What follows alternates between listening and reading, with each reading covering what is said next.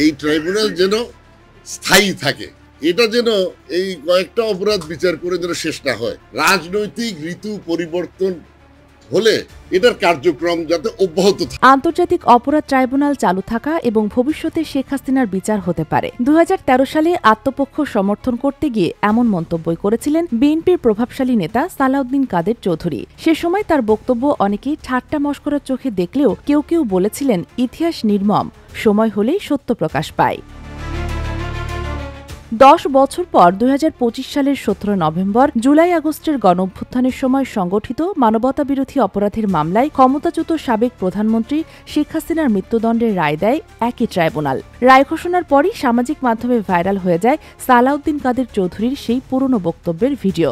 2013 সালের নভেম্বরেই মানবতাবিরোধী অপরাধে তার নিজস্ব মৃত্যুদণ্ড কার্যকর হয়েছিল।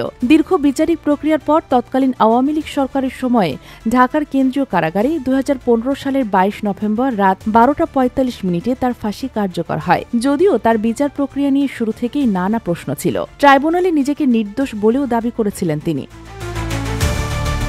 6 বারের সংসদ সদস্য ও বিএনপির জাতীয় স্থায়ী কমিটির সদস্য সাকা চৌধুরী সেই বক্তব্য এখন আবার নতুন করে আলোচনায়, যেখানে তাকে বলতে শোনা যায় এই ট্রাইব্যুনাল যেন চালু থাকে, একদিন এখানে শেখ হাসিনারও বিচার হবে। ক্ষমতাচ্যুত শেখ হাসিনার মৃত্যুদণ্ডের রায়ের পর সামাজিক যোগাযোগ মাধ্যম জুড়ে নানা প্রতিক্রিয়া দেখা দিয়েছে। অনেকেই সাকা চৌধুরীর সেই মন্তব্যকে সময়চক্রের নির্মম বাস্তবতা বলে উল্লেখ করেছেন। Sheikh Masuma, Daily Our, Bangladesh.